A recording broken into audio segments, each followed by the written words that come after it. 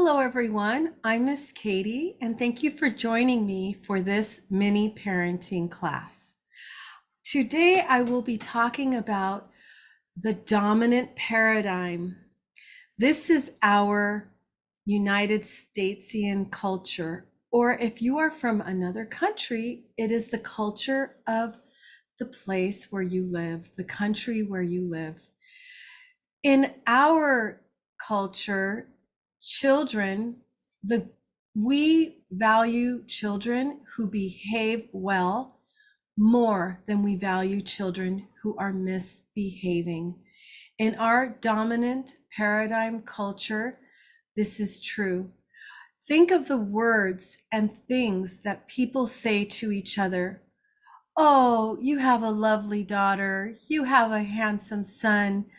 What a well-behaved child you have. You must be a wonderful, perfect parent, right? But guess what? We are not perfect, and our children are not perfect.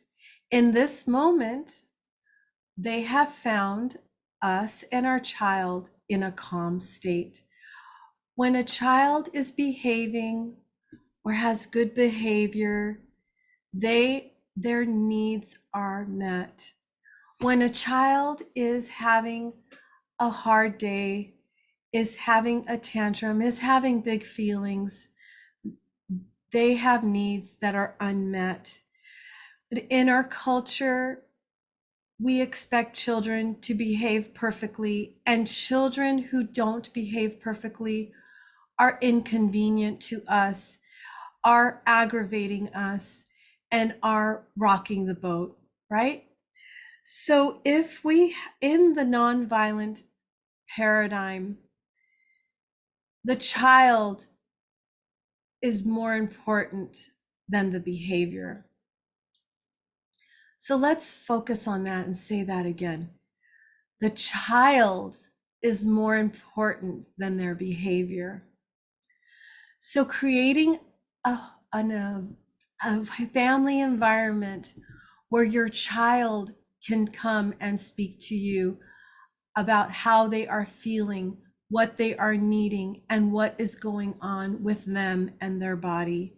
A safe space where we are working with the child, we are helping the child, we are assisting the child, we are a team with the child, parent and child working together, parent as the emotional coach to the child. What is my child needing? What are my child's needs? What are my child's feelings? What are my child's unmet needs? How can I help them meet their needs? Is my child hungry, tired, bored?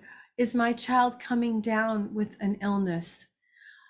Many of these are oftentimes the reasons why a child will have a difficult day. And in the dominant paradigm, what do we do with these children? We punish them. We send them off to a timeout by themselves. We ignore them. We argue with them. We try and bribe them with candy and treats and buying them things to get good behavior out of them, instead of connecting with the child and allowing the child to discover themselves, to have emotional empathy for themselves and others, for our child to have self-awareness for themselves and to be socially aware of others and their needs and feelings.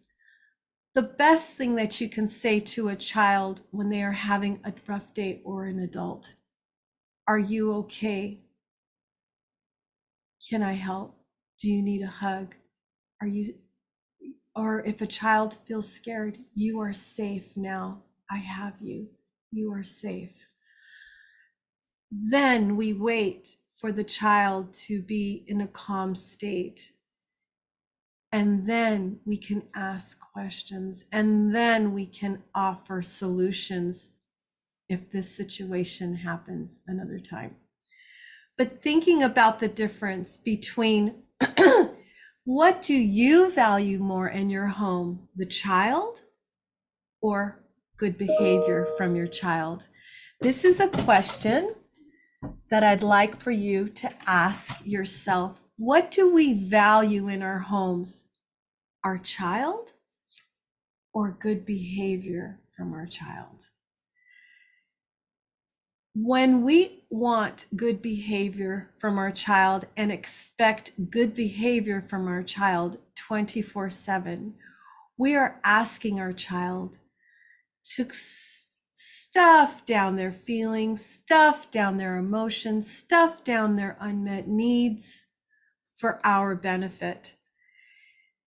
What this causes is disconnection between parent and child, disconnection between the child's and the child's body. We want to teach critical thinking skills in the nonviolent paradigm. We would like children to be connected to their bodies in the nonviolent paradigm. But in our dominant paradigm, we are asking children to disconnect from themselves and to disconnect from others and to just focus on giving good behavior for the benefit of others and the adults around them. So thinking about this, if our child is in fear of us and wants to behave well, to please us, and is disconnecting from their body and is disconnecting from themselves and from others, what are we teaching our child in the long run? I love learning about the nonviolent paradigm, and I love teaching about this because I know in my heart that this will help create a more peaceful world. Teaching adults and children to be connected to their needs and feelings, teaching adults and children to be more connected to the needs and feelings of others helps to create a more peaceful world. We can start in our homes to help create a more peaceful world.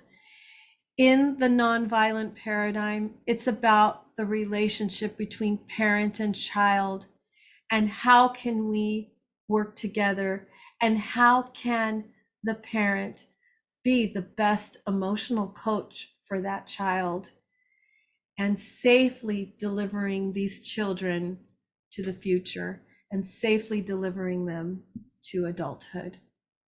This is the goal.